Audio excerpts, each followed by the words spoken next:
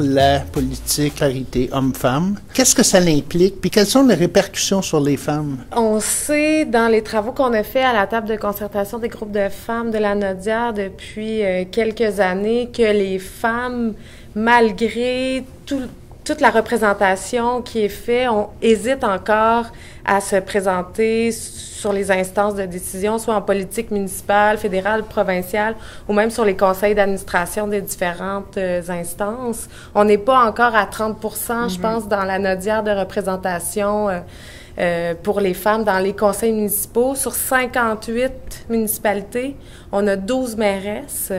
Donc, c'est quand même, on est très loin de la parité. Parité voulant dire 50-50, donc autant de femmes que d'hommes. Et nous, on prétend que plus la population sera représentée, plus il y aura une représentativité femmes-hommes sur nos instances de décision, ben mieux les instances représenteront la population, les besoins de la population. Oui, parce que les femmes, à quelque part, il y en a de plus en plus, puis il y en a souvent une majorité sur les organismes, sur les exécutifs des organismes. Communautaires. Communautaires. À quelque part, c'est juste un pas à faire pour se rendre jusqu'à se présenter sur un poteau, comme certains disent. Oui, c'est ça. Effectivement. Okay. Et puis, d'ailleurs, le réseau des femmes élues est né, le réseau des femmes élues de la Naudière, est né de la table de concertation des groupes de femmes en... le réseau a 1 an, mais depuis au moins 10 ans que la table de concertation des groupes de femmes avait des budgets et faisait de la formation pour les femmes, pour les inciter à aller en politique municipale. Et d'élection en élection, à un moment donné, on s'est pris en main. Et on a formé le réseau des femmes élues de la Naudière. Alors, nous, notre rôle, c'est de dire aux femmes de la Naudière, c'est pas épeurant, la politique. C'est possible, ça se peut, puis c'est le fun en plus. Donc, on va tenter, par notre conseil d'administration, de faire de la formation, de faire du réseautage. Dans le fond, c'est juste un petit coup de pouce que ça prend. Vous demandez à un homme, « Hey, il me semble que tu serais bon, toi, en politique. » Le gars, il dit, « Oh, ouais, je vais y aller. » La femme, elle va analyser, « Je suis bonne, je suis vraiment bonne. Je vais en parler chez nous. » C'est juste le petit coup de pouce, fait qu'on va s'arranger pour les outiller. Afin que, parce qu'ils sont aussi bonnes, là. Oui. La politique, ça n'a pas de sexe, là.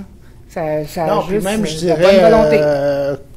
Tout comme à la maison, là, un homme, une femme, ça se complète, puis c'est la même chose au niveau de la politique. Là, plus il va y avoir de femmes, plus les politiques vont être faites en fonction des deux sexes, puis de la majorité, là, finalement.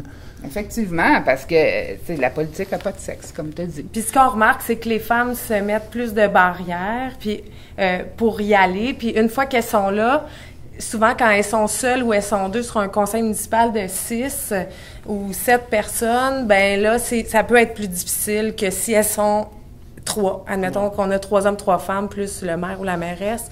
Là, elles peuvent se soutenir.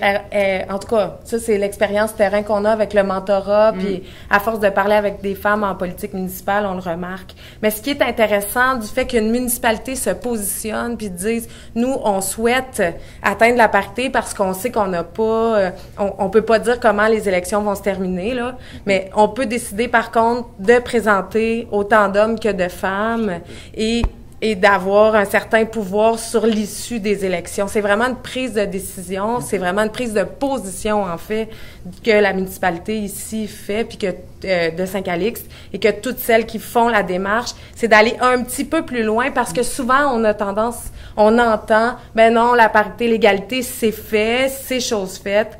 Il y a beaucoup de femmes qui sont présentes, effectivement, sur les conseils d'administration des organismes communautaires, les organismes de la culture, par exemple. Mais quand on regarde plus les organismes d'éducation, les écoles, les conseils d'établissement, mais quand on regarde les statistiques, même sur dans les conseils d'établissement ou dans les municipalités, on n'est pas à 50%. Fait que c'est intéressant, ce positionnement-là, qui est un engagement clair.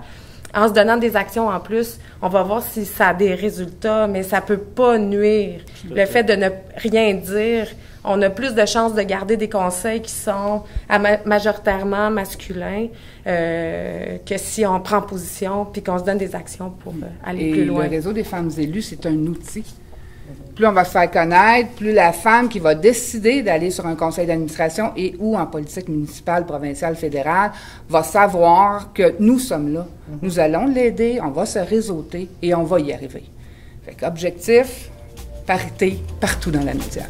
C'est beau. Merci beaucoup. Merci.